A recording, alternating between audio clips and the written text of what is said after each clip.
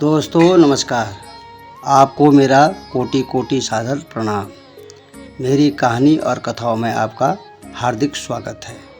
तो मित्रों, मैं आज आपको बहुत ही सुंदर कथा सुना रहा हूँ और आप ज़रूर सुनिएगा। कहते हैं कि विदुर जी ने पूछा, हे महाराज, बिना अपराध ही सती ने पिता दक्ष के यज्ञ में जाकर अपना शरीर का त्याग क्यों किया? क्या महादेवी जी से दक्ष की कोई शत्रुता थी? यह जमाता और ससुर में विरोध कैसा? तब मैत्रेय जी कहते हैं, हे साधो, प्राचीन समय में जब प्रजापति लोग यज्ञ किया करते थे तब उसमें महर्षि वशिष्ठ और अग्नि आदि सभी देवता उपस्थित हुआ करते थे। और तब एक समय जब सभी देवता ब्रह्म सभा में बैठे थे और उनके तेज से सारी सभा प्रकाशित हो रही थी, उसी समय वहाँ दक्ष जी जा पहुँचे। इनमें बड़ा तेज था। सभी लोगों ने उठकर दक्ष जी के प्रति सम्मान प्रकट किया, परंतु वहीं पर ब्रह्मा जी तथा महादेव जी बैठे ही रह गए। सब देवताओं ने दक्ष जी की पूजा की।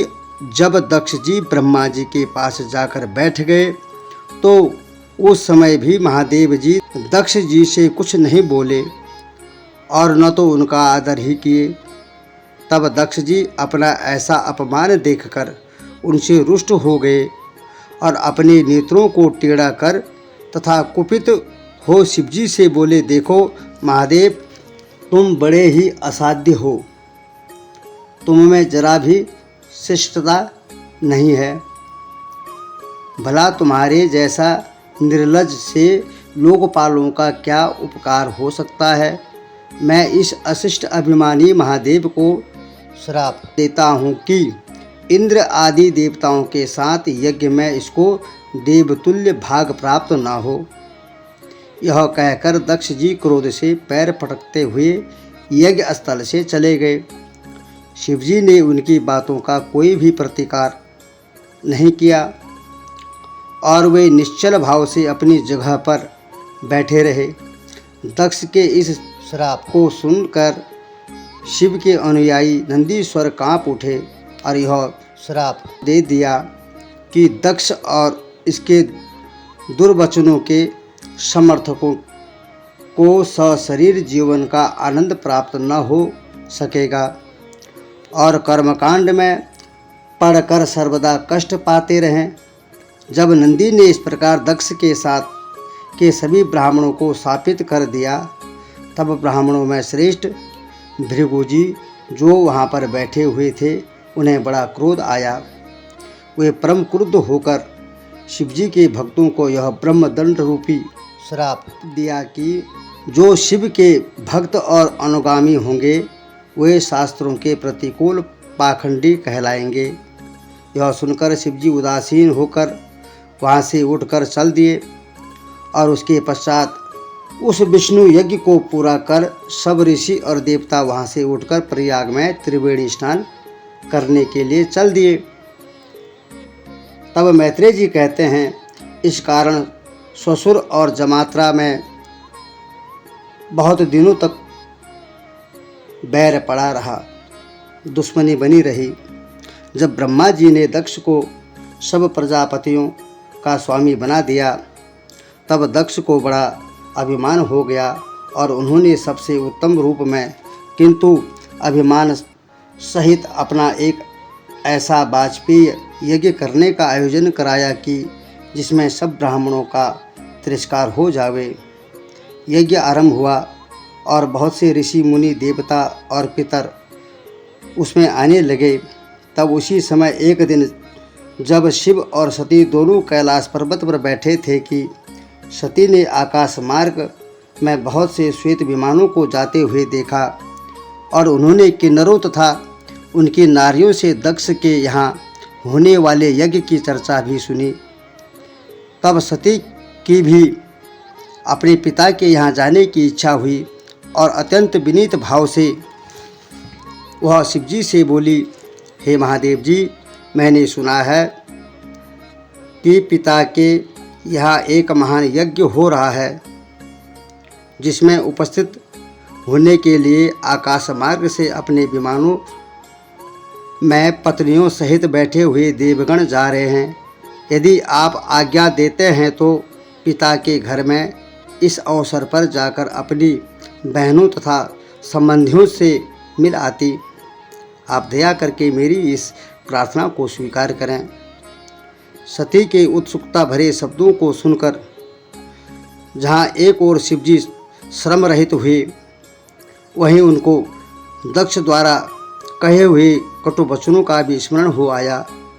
उन्होंने संयम वाणी में सती से कहा, मैं यह जानता हूँ कि परम वैभवशाली तुम्हारे पिता का तुम पर अगाध प्रेम है, किंतु मेरी अर्धांगिनी होने के नाते तुमको वहाँ वह सम्मान प्राप्त नहीं होगा, ऐसा मेरा मन कहता है, क्योंकि दक्ष मुझसे बैर रखते हैं।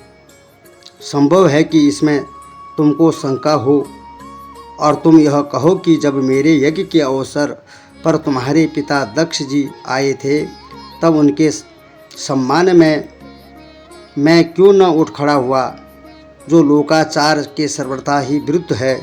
परंतु ज्ञानी सांसारिकता से दूर रहते हैं और कभी कभी इनमें उन्हें इसकी गम नहीं रहता। फिर भी मैं तो सर्वथा ही इंद्रियातीत अंतःकरण का उपासक हूँ। जब प्रजापति दक्ष जैसे सांसारिक प्राणियों के मान अपमान की बात मैं कैसे सोच सकता था। दक्ष जो इसी कारण मुझसे असंतुष्ट हो गए और तब से अब तक मुझे बुरा ही समझते हैं, और इसी कारण उन्होंने हमारे ही बैर से तुमको भी भुला दिया है और यज्ञ में नहीं बुलाया। तब वहाँ जाने पर यज्ञ में तुम्हें प्रतिष्ठा प्राप्त होगी, इसकी मुझे आशा नहीं है। यदि तुम हमारा वचन न मानकर उनके घर जाओगी तो निश्चय ही है कि तुम्हारा कल्याण नहीं होगा। प्रतिष्ठित का अपने बंधुओं में अनादर उसकी मृत्यु के समान होती है। फिर मैत्रेय जी कहते हैं, शिवजी के मना करने पर भी सती जी ने नहीं माना और पिता के घर जाने के लिए वहाँ से उठ शिवजी के मंडप से बाहर हो गई, परंतु शिवजी के प्रभाव से उनका पैर आगे नहीं बढ़ता। वह कभी बाहर जाती और कभी फिर मंडप में लौट आती। इस प्रकार के द्विचित भाव से वह माता पिता को देखने की प्रबल उत्कंठा से रोने लगी। साथ ही उन्होंने बड़े क्रोध से शिवजी की ओर देखा और फिर संभल कर अकेले ही मंडप से निकल पड़ी और पिता के घर की ओर चल दिए। यह देखकर कल्याणप्रद शिवजी को बड़ी चिंता हुई, क्योंकि वह उनकी अर्धांगिनी थी। भगवान शिवजी ने गणों को बुलाकर कहा, तुम लोग सती की रक्षा के लिए उनके साथ जाओ। फिर तो शिवजी के हजारों पार्षद सती के पीछे चल पड़े और मार्ग में नंदी ने उन्हें अपनी पीठ पर बिठा लिया और रास्ते भर शंख, दुंदुभी और वेणु आदि बाजे बजते गए। पिता के घर पहुंचने पर सती ने देखा कि यज्ञ मंडप देवताओं और महर्षियों से भरा हुआ है। वेद ध्वनि हो रही है, कुश तथा यज्ञ के पात्र रखे हुए हैं। सती को आया देख माता ने भले ही उनको हृदय से लगाया और बहनें भी मिली, परंतु वे कुछ मुस्कुराती हुई मिली, किंतु अन्यों ने उनका तिरस्कार ही किया। सती ने यज्ञ में सभी देवताओं का भाग देखा, किंतु भगवान शिवजी का भाग नहीं देखा, जिससे उन्हें क्रोध आया और वह बोली, पिताजी, अहंकारवश तुम अपने को कर्म मार्ग का ज्ञाता समझते हो, किंतु तुम्हें यह नहीं ज्ञात कि शिवजी क्या हैं। उनसे बढ़कर कोई देवता नहीं है, वे ही सबके कारणभूत हैं। शिवजी समदर्शी, निष्कलंक और पवित्र हैं। उनकी चरणों की सेवा से बड़े बड़े महात्माओं ने ब्रह्मानंद प्राप्त किया है और मनुष्यों ने अपनी अभिलाषाएं पूर्ण की है। इस यज्ञ में शिवजी को भाग न देना उनका तिरस्कार है और यह अधर्म तुम मूर्खता वश कर रहे हो। इस कारण तुम्हारे जैसे शिव निंदक से उत्पन्न इस शरीर को अब मैं धारण नहीं कर सकती। वेद प्रवृत्ति और निवृत्ति अलग अलग कही गई हैं और एक ही व्यक्ति में दोनों परस्पर विरोधी हो सकते हैं, किंतु शिवजी इन दोषों से ऊपर हैं। मैं शिवजी की अर्धांगिनी हूँ। शिवजी के अपराधी से उत्पन्न इस शरीर को मैं किसी काम का नहीं समझती और मेरे इस शरीर को धिक्कार है। यह कहकर सती ने पीला वस्त्र धारण कर लिया और योगासन से बैठकर आचमन किया। फिर समाधि स्थित होकर अपने हृदय से अग्नि और वायु को इस प्रकार उत्पन्न किया कि उनका शरीर जलने लगा। यह देखकर चारों ओर हाहाकार मच गया। सती को जलते देख भगवान शिवजी के पार्षदों ने दक्ष का वध करने के लिए उन पर आक्रमण कर दिया, जिसे देख भृगु जी ने राक्षसों के वध वाले मंत्र से दक्षिणा अग्नि और आहुति दी, जिससे ऋभुगण देवता उत्पन्न हो गए और उन्होंने यज्ञ की अध जली लकड़ियों को लेकर शिवजी के गणों को मारकर भगा दिया। फिर मैत्रेय जी बोले, यह समाचार शीघ्र ही नारद जी को मिल गई। उन्होंने भगवान शिवजी के पास जाकर कहा कि सती ने दक्ष के यज्ञ में प्राण त्याग दिए हैं और भृगु ने मंत्र बल से आपके पार्षदों को भगा दिया है और आप यहाँ चुपचाप बैठे हैं। यह सुनकर शिवजी के क्रोध की सीमा न रही। उन्होंने अपनी जटा को खोलकर पृथ्वी पर पटक दिया, जिससे वीरभद्र उत्पन्न हो गए, जिसके हजारों मुख सूर्य जैसे दीप्यमान 3 नेत्र और भयंकर दाढ़ें थी। उन्होंने शिवजी से पूछा, मैं क्या करूं? भगवान शिवजी ने कहा, तुम यज्ञ सहित दक्ष का नाश करो। यह सुनते ही महावीर वीरभद्र शिव गणों को के साथ लेकर दक्ष के यज्ञ की ओर दौड़े। इन लोगों के पैर की धूलि से संपूर्ण आकाश और पृथ्वी भर गई, जिसे देख दक्ष के यज्ञ के ऋतज ब्राह्मण आदि यह कहने लगे कि यह क्या हुआ? क्या प्रलय तो नहीं होने वाला है? प्रसूति आदि स्त्रियों ने कहा कि यह दृश्य तो वही है जब प्रलय काल में भगवान शिवजी अपनी भुजाएं फैलाकर नाचने लगते हैं। हे विदुर जी, यज्ञ में इस प्रकार के शंका समाधान हो ही रहे थे कि उसी समय वीरभद्र के साथ भगवान शिवजी के गणों की अपार सेना वहां पहुंच गई। सेना का वेश और उनके अस्त्र निराले और विचित्र थे। इन लोगों ने यज्ञशाला को घेर लिया और उसे विध्वंस करने लगे। सभा मंडप, पाकशाला, अग्निशाला और मेघशालाओं को फोड़कर यज्ञ कुंडों को अपवित्र कर दिया। एक गण ने भृगु को और वीरभद्र ने दक्ष को बांध लिया। चंडिश नामक गण ने पूषा नामक देवता को और नंदीश्वर ने भग नामक देवता को पकड़ बांधा। ऋतिजों और अन्य देवताओं को शिवगणों ने पकड़कर पत्थरों से मार मार बड़ा कष्ट दिया। वीरभद्र ने भृगु की दाढ़ी उखाड़ ली और भग नामक देवता की दोनों आंखें निकाल लिया, क्योंकि भृगु जी ने अपनी दाढ़ी दिखाकर भगवान शिवजी की हंसी उड़ाई थी और भग ने अपनी आंख से दक्ष जी को इशारा किया था। वीरभद्र ने पूषा के दांत उखाड़ लिए, क्योंकि उन्होंने दांत दिखाकर शिवजी की हंसी की थी। वीरभद्र दक्ष को पटक कर उनकी छाती पर बैठ गए और तलवार से उनका सिर काटने लगे, किंतु उनका सिर न कटा। यह देखकर वीरभद्र को आश्चर्य हुआ। फिर कुछ सोचने के बाद उन्होंने दक्ष को उनका गला दबाकर मार डाला। तदंतर वीरभद्र ने दक्ष का सिर तोड़कर उसे दक्षिणा अग्नि में हवन कर दिया और फिर समस्त गणों के साथ वीरभद्र जी कैलाश को लौट आए। फिर मैत्रेय जी कहते हैं कि हे विदुर जी, शिवगणों द्वारा मारे गए सारे देवताओं ने ब्रह्मा जी के पास पहुंचकर वीरभद्र द्वारा दक्ष यज्ञ में किए गए विध्वंस का वृत्तांत रो रो कर उनसे कहा। ब्रह्मा जी ने उत्तर दिया कि शिव विरोधियों को यह दंड मिलना ही चाहिए था। शिवजी के बिना तुम लोगों ने अकेले ही यज्ञ में जाकर देह भाग क्यों ग्रहण किया? इसके लिए तुम लोग जाकर उनसे क्षमा याचना करो। हम और भगवान विष्णु जी इस यज्ञ में बुलाए जाने पर भी इसी कारण नहीं गए कि शिवजी के भाग बिना हम अपना भाग कैसे ग्रहण करते। इस समय भगवान शिवजी सती से रहित हैं और उनका हृदय दक्ष से दुर्वचनों से छिद गया है। उन्हें बहुत पीड़ा हो रही है। अब कल्याण इसी में है कि तुम लोग शिवजी के पास जाकर उनसे प्रार्थना करो कि इस यज्ञ को फिर से आरंभ करो। चलो तुम्हारे साथ मैं भी शिवजी के पास चलता हूँ। यह कहकर ब्रह्मा जी देवताओं के साथ कैलाश पर्वत पर शिवजी के पास आ पहुँचे। जो सिद्ध देवता, किन्नर और गंधर्व आदि अप्सराओं से और औषधि, तप, मंत्र तथा योग से सिद्ध मनुष्यों और देवताओं से सेवित था, वहाँ किन्नर, गंधर्व तथा अप्सराएं सर्वदा रहती थी। नाना प्रकार के मणिमय तथा नाना भांति के धातुओं से विचित्र झरनों, अनेक कंदराओं और साधुओं के द्वारा सेवित था। वह पतियों के साथ विहार करने वाली सिद्धों की स्त्रियों के लिए रतिप्रद था।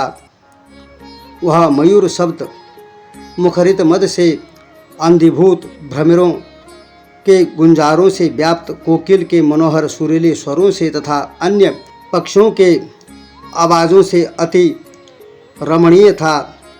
कामनाओं को पूर्ण करने वाले वृक्ष अपनी ऊंची उठी हुई शाखाओं रूपी बाहों में से मानो पक्षियों को बुला रहे थे। पर्वतीय हाथियों के चलने से स्वयं मानो चल रहा था तथा झरनों के शब्दों से बातचीत कर रहा था। यह ऐसा प्रतीत होता था मंदार, पारिजात, सरल, तमाल, शाल, ताल, कचनार, माधवी तथा स्वर्ण के समान वर्ण वाले शतपत्रों से वह पर्वत मंडित था। कटहल, गुलर, पीपल, पाकड़ और अन्य वृक्षों से एवं सभी बांस के वृक्षों से भी शोभित होता था।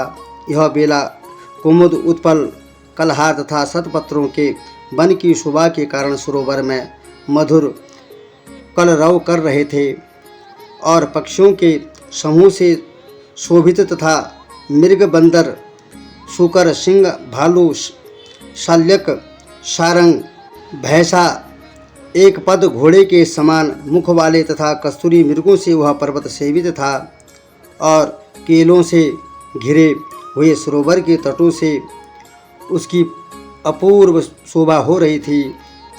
ऐसे सती के स्थान के अत्यंत सुगंधित जल वाली नंदा नदी से परिवेष्टित कैलाश को देखकर देवता लोग विस्मय को प्राप्त हो गए तथा उन लोगों ने अलका नाम की पुरी देखी और सौगंधित वन देखा जिसमें सौगंधिक नाम के कमल थे। भगवान के चरण कमल की धूलि से अत्यंत पवित्र नंदा तथा अलकनंदा नाम की दो नदियाँ उस पुरी के बाहर बह रही थी।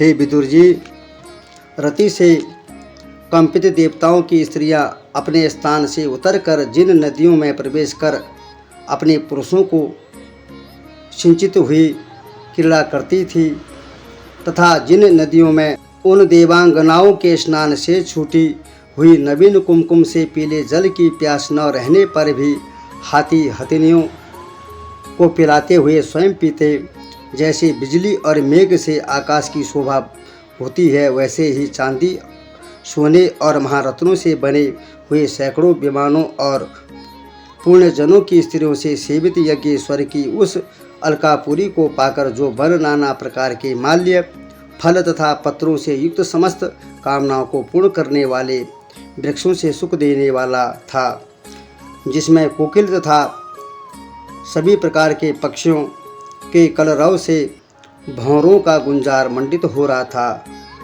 जो कलहंसों को प्रिय था, जहाँ पद्मों से युक्त अनेक जलाशय थे, जिसमें वन के हाथियों द्वारा घिसे गए चंदन की वायु से पूर्ण जनों की स्त्रियां का मन बार बार अत्यंत सुभित हो रहा था, जिसमें वैदूर्यमणि के सोपान और कमल की मालाओं वाली वादियाँ थी तथा जो किंग पुरुषों से व्याप्त था। उस घने वन को देखकर दूर से ही उस वट को देखा जो 100 योजन ऊंचा तथा 75 योजन तक जिसकी शाखाओं का विस्तार था, जिसके चारों तरफ अचल छाया होती थी और जिसमें पक्षियों के घर नहीं बने थे, जिससे वहाँ किसी प्रकार उपद्रव जन्य ताप से रहित था, तब मुमुक्षुओं के आश्रयभूत तथा भगवान की उपासना करने के योग्य उस वट के नीचे बैठे हुए भगवान शंकर को देवताओं ने ऐसे देखा जैसे क्रोध को त्याग कर साक्षात अंत तक बैठा हो। देवताओं ने इस प्रकार शंकर जी को देखकर मन में कहा कि सच है, शिवजी से बढ़कर योगी कोई नहीं है। शिवजी ने ब्रह्मा को आते हुए देख उन्हें प्रणाम किया और संपूर्ण देवताओं को प्रणाम स्वीकार कर लेने के बाद शिवजी से ब्रह्मा जी ने कहा कि निसंदेह एकमात्र आप ही जगत के अधिष्ठाता, भेद रहित साक्षात ब्रह्म और प्रकृति के मूल हैं। आप ही संसार की सृष्टि, रचना, पालन और संहार करते हैं। वेदों की रक्षा के लिए मृत्यु और कारण स्वरूप बनकर आप ही ने दक्ष से यह यज्ञ करवाया था।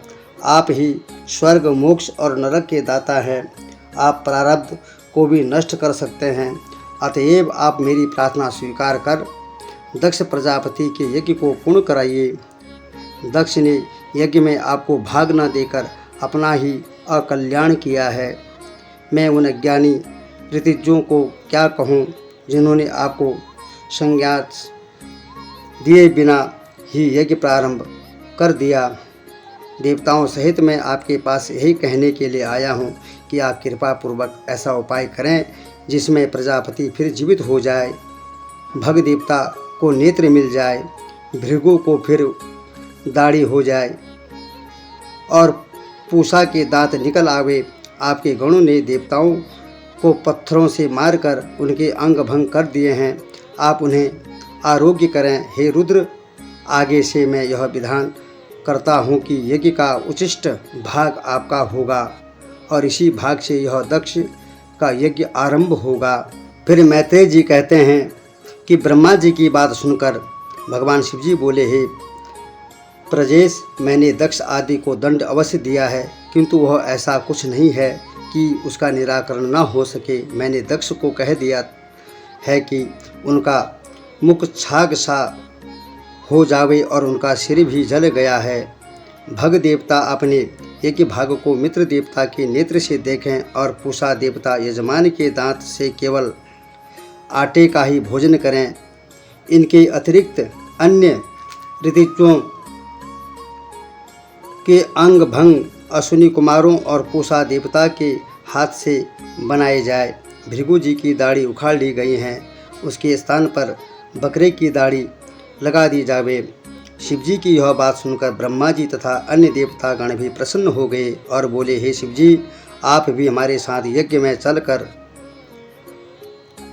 हम देवतागण आरंभ करेंगे। इसलिए आप इस यज्ञ का नाम देव यज्ञ होगा। इसके अंतर भगवान शिवजी, ब्रह्मा जी और देवगण यज्ञ स्थल पर पहुँचे और समस्त कार्यों का संपादन उसी प्रकार फिर से किया गया जैसा शिवजी ने कहा। बकरे का सिर लगते ही दक्ष जी उठ खड़े हुए और शिवजी के सामने देखकर प्रार्थना पूर्वक कहने लगा, हे भगवान, मैंने जो अपराध किया है उसके लिए दंड देकर आपने मेरे ऊपर दया की है। तत्वों के ज्ञान को न जानने के कारण मैंने देव सभा में आपके प्रति दुर्वचन कहा था और यह आपकी कृपा थी कि आपने मुझे नरक में नहीं भेजा। मैं अब प्रार्थना करता हूँ कि आप मुझ पर प्रसन्न हो जावें। तब मैत्रेय जी कहते हैं कि शिवजी को प्रसन्न कर दक्ष जी ने फिर उपाध्याय, ऋतिज्ञ और अग्नेयों सहित उस यज्ञ को आरंभ किया। गणों के संसर्ग से उत्पन्न दोष की शांति के लिए ऋतिज्ञों ने भगवान विष्णु के हेतु 3 कपाल वाले पुरोडास का निर्माण किया और शुद्ध बुद्धि से विष्णु जी का ध्यान किया। भगवान विष्णु जी अपने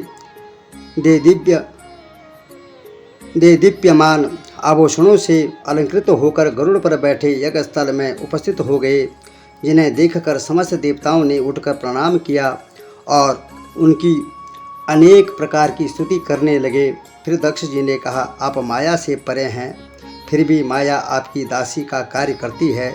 माया द्वारा आप मनुष्य रूप धारण करते हैं, यद्यपि आप राग द्वेष से अलग हैं। ऋतुजु ने कहा, हे प्रभु, हम लोग तत्व ज्ञान नहीं जानते हैं, और यदि जानते होते तो रुद्र जी का शाप भोगना ही क्यों पड़ता। वेदत्रयी द्वारा सिद्ध यज्ञ रूप में हम आपको जानते हैं। यज्ञों के इंद्रादि देवता आदिदेव स्वरूप में आप ही में प्रतिष्ठित हैं। इस प्रकार सदस्यों ने और रुद्र जी, भृगु मुनि, ब्रह्मा जी, देवराज, इंद्र, स्त्रियों, सिद्धों, यज्ञमानियों, लोकपालों, गंधर्वों, विद्याधरों और अग्नि आदि सबने पृथक पृथक यज्ञ देव श्री भगवान विष्णु जी की अनेक प्रकार से स्तुति की। तब उन सब की स्तुतियों को सुनकर यज्ञेश भगवान बहुत ही प्रसन्न हो गए।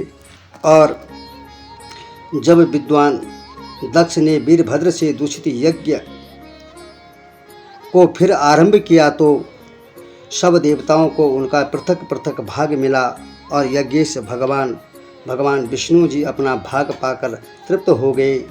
तब उन्होंने यज्ञकर्ता दक्ष से कहा, हे ब्राह्मण, जैसे तुम मुझे संसार का कारण आत्मा और ईश्वर समझते हो, वैसा ही ये भगवान शिवजी भी हैं।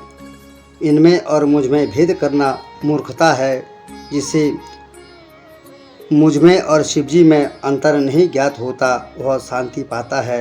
यह सुनकर दक्ष को बड़ा संतोष हुआ, और उन्होंने यज्ञ के पुरोडास से दोनों देवताओं का सम्मान रूप से सविधि पूजन किया, और उसके पश्चात यज्ञ में सोम पीने वाले अन्य सभी देवता गणों की भी उन्होंने पूजा की, और यज्ञ समाप्त हुआ। ऋतुजों सहित प्रजापति दक्ष ने अवभृत स्नान किया, जिससे अब उनमें अधर्म का कोई लेश न रहा। अब उन्होंने सब सिद्धियों को अपने कर्म से प्राप्त कर लिया। ऐसा समझकर यज्ञ में आए हुए सब देवता प्रसन्न हो स्वर्ग को चले गए। उधर सती जी अपना शरीर छोड़कर राजा हिमवान के घर उनकी स्त्री मैना के गर्भ में उत्पन्न हुई, और वहाँ उनका पार्वती नाम पड़ा। वहाँ भी उन्होंने भगवान शिवजी को ही पति भाव से स्वीकार किया। मैत्रेय जी कहते हैं, हे विदुर, शिवजी का यह चरित्र बड़ा ही पवित्र, आयुर्बलदायक और आयुर्वर्धक है। जो भक्ति सहित शिवजी के इस चरित्र को सुनता अथवा कहता है या लोगों को सुनाता है, वह अपने तथा दूसरों के भी पाप का नाश कर देता है। तो मित्रों, आज की कथा यहीं पर संपन्न करते हैं। आपको कथा कैसी लगी कमेंट में ज़रूर बताएं, और मेरे यूट्यूब चैनल को सब्सक्राइब और लाइक ज़रूर करें। हर हर महादेव, हर हर महादेव। ओम नमः शिवाय। पार्वती पते हर हर महादेव।